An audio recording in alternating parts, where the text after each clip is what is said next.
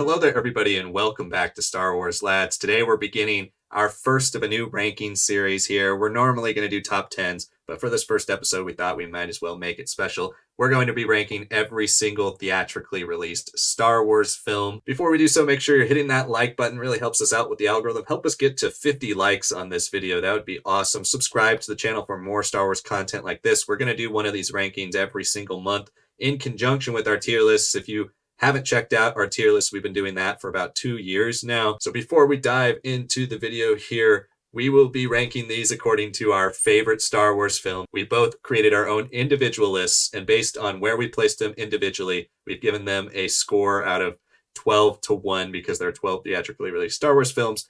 And then we combined that score to put them at points on the ranking. So we will reveal our lists after we reveal the joint list.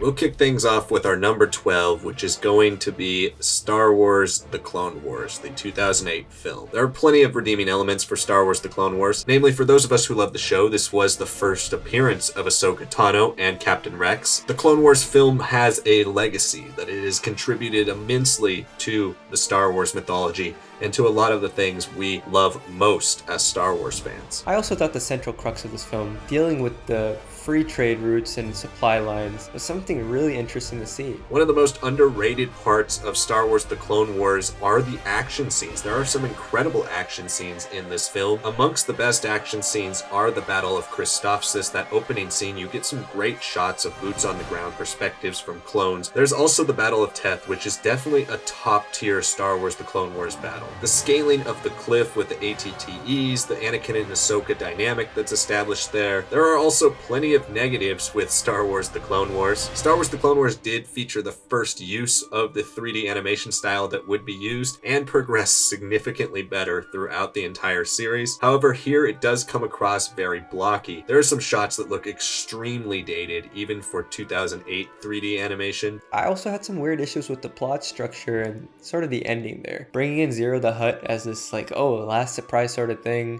upending the story that we've been following, and the ending is just pretty bland. Although we probably enjoy the Clone Wars movie more so than most people, it does still come in 12th place for both of us on our individual lists as well as this joint list.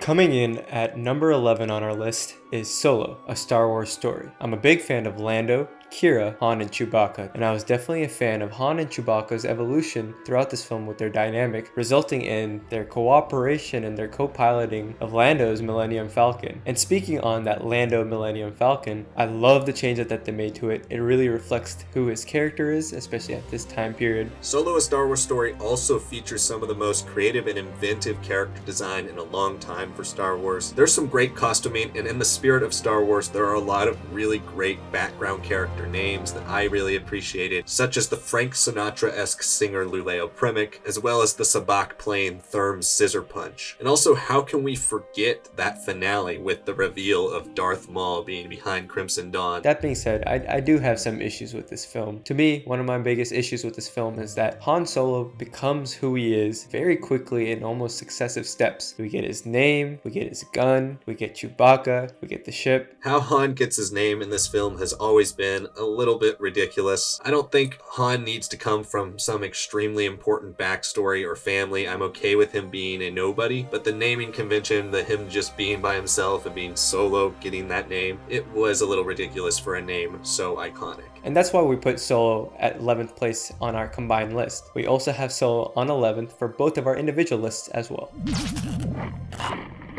Coming in 10th place for us is going to be Star Wars Episode VII, Attack of the Clones. One of the best parts of this film is the Obi-Wan Kenobi plotline. Obi-Wan's plot discovering Kamino and tracking down Jango Fett is arguably one of the most important in the history of the galaxy. It leads to some great fight sequences with Jango Fett, a wonderful performance by Tamora Morrison as the character, the introductions to the clones and the Kaminoans, the design of Kamino, all of it is such a great piece of this film. I'm also a big fan fan of the infantry designs. We get the clones introduced here, obviously, and they have a lot of this 40s aesthetic, retro futurism that I really appreciated. And the B2 battle droids with a great entrance, knocking out another B1. It just looks so cool and menacing. You also have the incredible Battle of Geonosis. The arena battle is something that is very near and dear to my heart. The action with all of the Jedi taking on the droids, getting to see so many of the Jedi who are background characters in the Phantom Menace finally get to have moments where you see their skills, understand their power in the Force and power as duelists. Then on top of that, you have the actual battle itself, which is a very underrated part of the film. The way George Lucas and David Tattersall decided to shoot that sequence was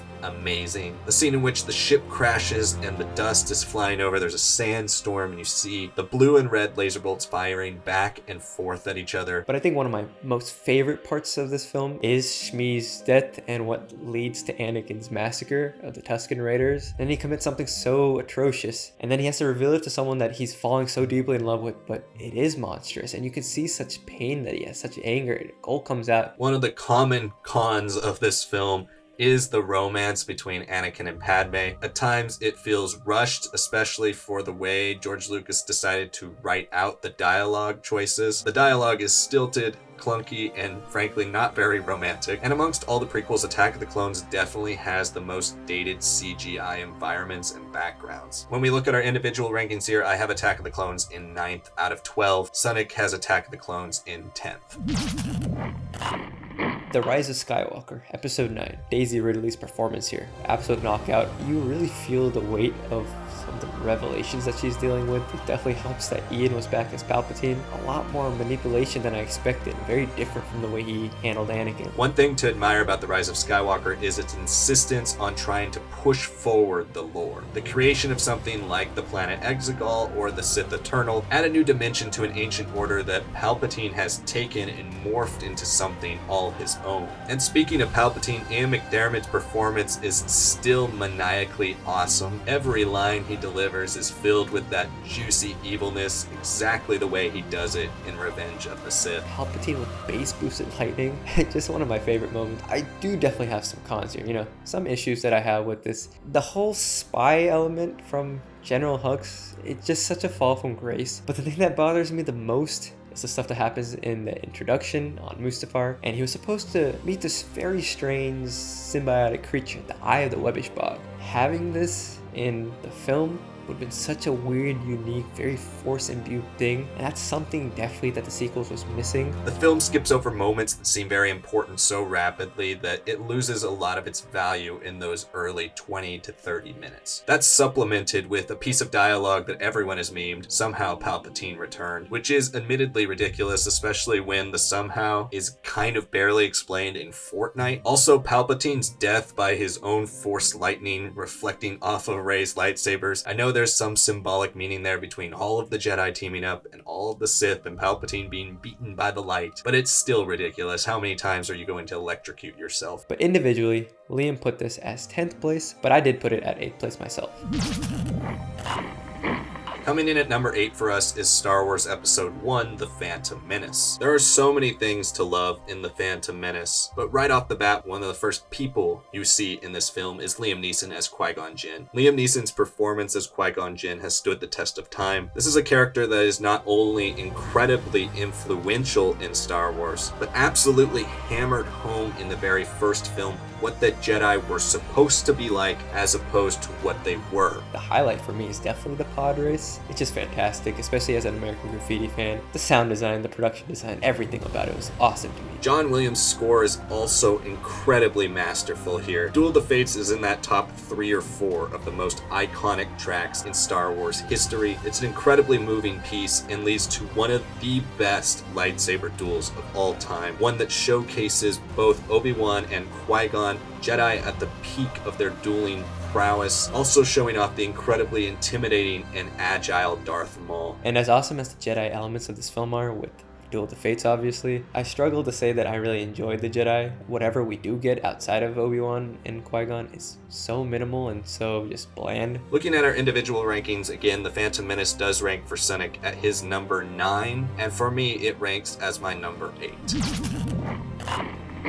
Coming in at number 7 is the first Star Wars spin-off film, Rogue One, a Star Wars story. And there's a lot to love about this very rugged war film. For me, definitely a lot of my favorite elements come with the rebels and the variety of the rebels, a little bit more darker, extremist rebels with the partisans. K2SO is by far one of the best new droids we've seen in Star Wars under Disney. He's a fierce, action-packed, but also incredibly funny and heartwarming droid. His death is amongst the saddest of the Rogue One crew. And Cassian Andor has always been a very interesting look at the darker side of the rebellion. I also definitely appreciated that the supposed idealistic good guys still had their own kind of darker underbelly, and that definitely came with Draven and, rebel intelligence and all that. What they were willing to do, and inadvertent reasons why we don't get to see Jyn and Galen Erso reunited and rescued. Rogue One has one of the greatest third acts in all of Star Wars. Every single thing that happens on or above Scarif is perfect. Incredible visceral war sequences on the beach. And then on top of that, all of our main characters die. This film committed, it went for it, and it killed everyone off in an incredibly emotional and touching end.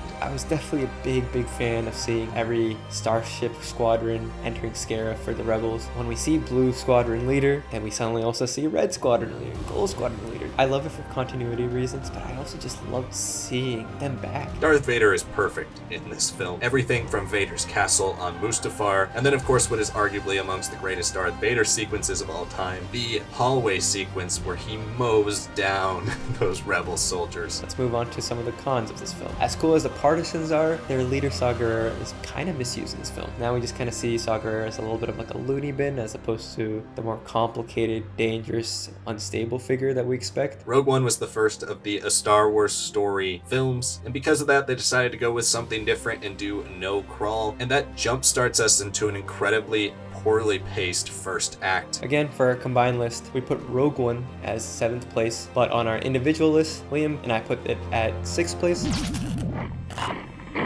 At 6th place is The Last Jedi. I definitely loved a lot of Mark Hamill's performance here. This is the strongest he's ever delivered anything for Star Wars. This is a career best for him in my opinion. What he does with Kylo there at the end, with Leia, that little tiny moment, there's just such strong acting moments delivered there by Mark Hamill. Even if you don't love the character of Luke, I think a lot of people definitely agree. We love the lesson that Yoda imparted on him, that the students grow beyond them, right? They learn from our mistakes. They become better than us. I just really love Frank Oz coming back for Yoda here in such a beautiful way. The Last Jedi is also a very auteurist film. It features very deliberate choices, and overall it's satisfying in the way that Rian Johnson was able to fully realize his vision. The Force dyad was also created here, although it wasn't named in The Last Jedi. The relationship between Rey and Kylo Ren really forming, and it's one of the few pieces of lore that continues to carry across the trilogy into the Rise of Skywalker and actually get expanded upon. The Finn and Rose plot line of Star Wars The Last Jedi is definitely one of the weakest. It's a plot point that feels very circular. It's one that has lots of meaning for these characters, but yet doesn't really contribute to the overall narrative of the film. It feels like a plot point for Finn for the sake of having a plot point for Finn, and in a lot of ways it repeats many of the same beats he goes through in The Force Awakens. But I think I have an even more serious issue with how Hux is characterized here. He becomes just this sort of Muppet, just repeating what Kylo says at the end, becoming this joke. We put this combined on our list as 6th place. For Liam, he put it as his 7th favorite Star Wars film. For myself, I put it as my 4th favorite Star Wars film. Coming in as our number 5 is Star Wars Episode VI, Return of the Jedi. And it presented great arcs for a lot of our characters, but Luke is the one that really shines in this film. Luke is strong, confident, he's truly a Jedi in this film, and you see him come of age fully throughout the trilogy, the culmination of his journey. Let's also just talk about that throne room scene. The throne room scene, every single thing that takes place in the throne room, those are some of the best sequences in all of Star Wars. Ian McDiarmid's perfect performance as Palpatine continuing to taunt Luke, the initial start of the lightsaber duel between Luke and Vader, Luke absolutely losing it and going after Vader threatens to turn Leia to the dark side, and then one of the most heroic moments in film history when Luke drops his lightsaber, surrenders to Palpatine, and refuses to fight for his pleasure, is the perfect encapsulation of the Jedi that leads to an incredible redemption for Darth Vader. Yeah, I think I made it clear on the channel that that Return of the Jedi is not necessarily one of my favorite Star Wars films. I love the costuming and the creature design. Just seeing all the people in Jabba's palace, it felt so lived in and grimy. But my favorite creature design definitely would have to be the Rancor. Stop motion in that still holds up really, really well. And I think one of my favorite twists of this whole film is the Death Star 2 trap. Palpatine revealing, no, it's fully operational, and then shooting down and killing so many rebels instantly. It definitely changes the stakes. It makes that final battle so desperate, and it makes this Empire a lot more competent and vicious under Palpatine. But to make destroying the Death Star one of the major plot points of the finale of this film, when it was the main plot point for the finale of the original film, it does feel a bit lazy. Looking at our individual rankings, for those of you who have followed us for a long time, you know that Sanak isn't as big of a fan of this film as me. He has it ranked at his number 7. I'm a massive fan of this film. That's boosted it all the way up to my number 4 all time. Coming in our 4th spot is going to be Star Wars Episode VII, The Force Awakens. The Force Awakens was a celebration of Star Wars. Right off the bat, we're treated to an excellent opening battle sequence that shows the fierceness of Kylo Ren as he kills Lor San Tekka, introduces us to Finn, finally giving us a little bit of heart behind the mask of the Stormtrooper. A huge thing for me is that the character dynamics of this film really work. They're snappy, they're powerful, they're poignant, they're effective, they're so sad at points, right? A great example of the sadness is Han and Kylo on the bridge. Just seeing Kylo's lightness kind of crack through there. The shadow falls over and the darkness wins out and he kills his father. And that final touch, just brilliant work there. Harrison Ford's performance as Han Solo in The Force Awakens is genuinely worth the price of admission. He delivers a performance in which it seems like he actually cares. It's one that's very comedic and lighthearted, but also shows a lot of sadness and despair in what's happened to him and his family over the last 30 years. Poe and Finn, dynamic that's fostered, the name given, the reunion. Wish it was as well used in the rest of the trilogy, and it's just not. And I also love Daisy Ridley, what she brought with Rey. There's a physicality to her character. It belies the emotional insecurity that she carries throughout this film and throughout much of the sequel trilogy. I'm also not a fan of Starkiller Base. It doesn't feel like it was the most unique weapon to go with. Big thing for me is that the New Republic, where it stands, its failings for why the First Order was able to kind of march in unchallenged because of what the New Republic was or wasn't doing. I don't understand why we had to make this just Rebels versus Empire again. R2 shutting down until the right moment just to reveal the piece of the map that's needed to complete the map to Luke is really convenient. Going back to our individual rankings, both Sanak and I have The Force Awakens at our 5th spot. However, our disagreements over the placement of Return of the Jedi and The Last Jedi allowed The Force Awakens to creep up into number 4 on our joint list.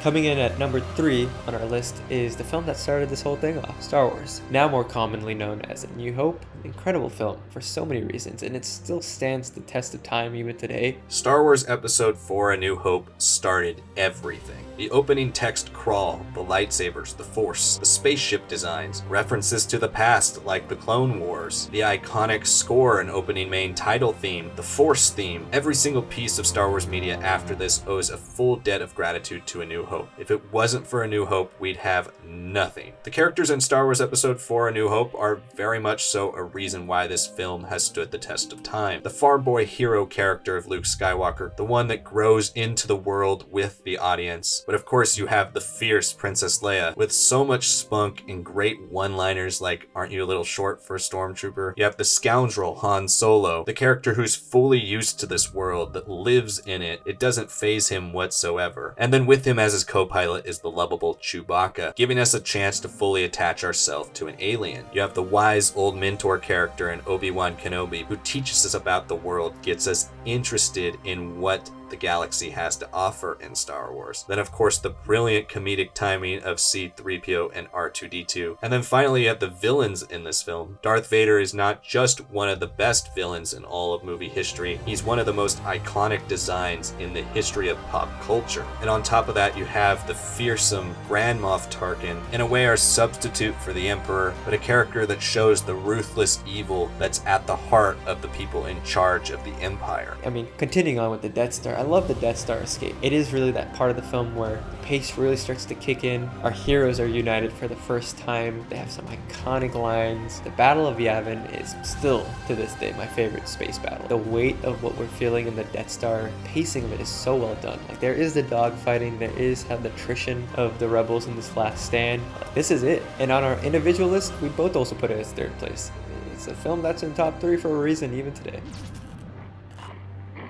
Coming in at number 2 is Star Wars Episode VIII, Revenge of the Sith. Since its release in 2005, Revenge of the Sith has become one of the landmark pieces of pop culture for our generation of Star Wars fans. It almost single-handedly made it acceptable to be loving of the prequel trilogy, but on top of all of that, it is just a great film. It's the culmination of Anakin Skywalker's story as he spirals in to the infamous Darth Vader. Ewan McGregor's performance as Obi-Wan Kenobi is also excellent. He hits some of the highest dramatic highs in the film, but he also brings a physicality to Obi-Wan Kenobi, which is absolutely astounding. Hayden Christensen also gives it his all in this film. His performance is tragic and haunting, but his physicality, just like Ewan McGregor's, is top-notch. Obi-Wan versus Anakin on Mustafar. What an iconic location. What an incredible display of two performers mastering their stunt choreography. Ewan and Hayden absolutely deliver in the fight, and it's one of the best moments in the film. Anakin isn't just falling to the dark side because, oh no, Padme's gonna die. He's manipulated by the good guys and the bad guys. He's being bounced back and forth, and he does the right thing ultimately, right? He goes to Mace Windu, but because of how much the Jedi have manipulated him, and especially after seeing the Clone Wars, that final decision, yes, it's wrong of Anakin to do it, but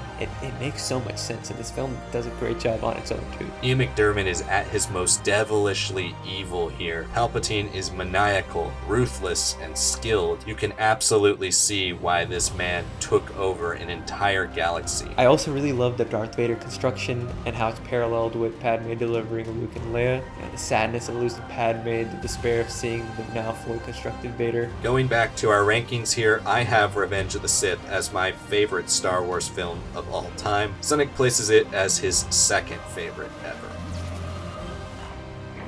And coming in at first place on our combined list here, you guys guessed it, The Empire Strikes Back. I mean, in so many ways, this is just the perfect film. The Empire Strikes Back is great on almost every single technical level. It's got incredible new locations like Hoth, Dagobah, and Bespin. The production design for all of these incredible locations is top notch. And I'm a fan of all the characters introduced here, like some of the big hitters. Yoda, such a strange creature, but to be the Grand Master of the Jedi Order at one point, someone to show that size matters, not do or do not, some iconic lines, and an incredible performance by Frank Oz here. Lando here, the suaveness, ultimately living up to the goodness in him, and Palpatine, seeing the Master in Vader instead of just having him be this villainous figure who's suddenly even more powerful now, and finding out, oh, he's got someone he's got to answer to. Very cool. Han Solo and Princess Leia in this film are also perfect. The way their relationship grows, their banter, their romance. When Han is frozen in carbonite and Leia says, "I love you," he responds, "I know." Such a satisfying love story, easily the most satisfying and best in all of Star Wars. And then to add to that, you have the constant irritation of C-3PO applied to Han. Harrison Ford and Anthony Daniels work so well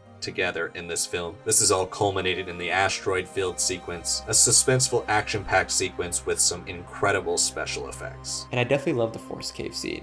Seeing Luke facing Vader, it has such mythological story elements. It has such consequence to how Luke views what he's doing and what he's ignoring at that moment. Big thing for me that I loved, even as a kid, was the Bespin duel. Yeah, the prequel fights might be better choreographed, but there's something so beautifully executed about this. There's a pacing to it, there's a weight to it, there's the toying of Vader until he finally gets irate, and then how it evolves into that great twist of, I am your father. The score for The Empire Strikes Back is arguably the best score in all of Star Wars, while also adding the most iconic piece of music in movie history, the Imperial March. It's number 1 on our combined list, number 2 for Liam, and number 1 for myself. Thank you all so much for watching this video. Make sure you hit that like button. Help us get this video to 50 likes. Subscribe to the channel for more Star Wars content just like this. Comment below, let us know know your rankings of the 12 theatrical Star Wars films. And of course, you're going to disagree with our rankings. Let us know why instead of just complaining about it in the comments. Keep an eye out for both of our live streams every single week, and keep voting in those polls in the community section. Thank you so much for watching, and we'll see you all next time.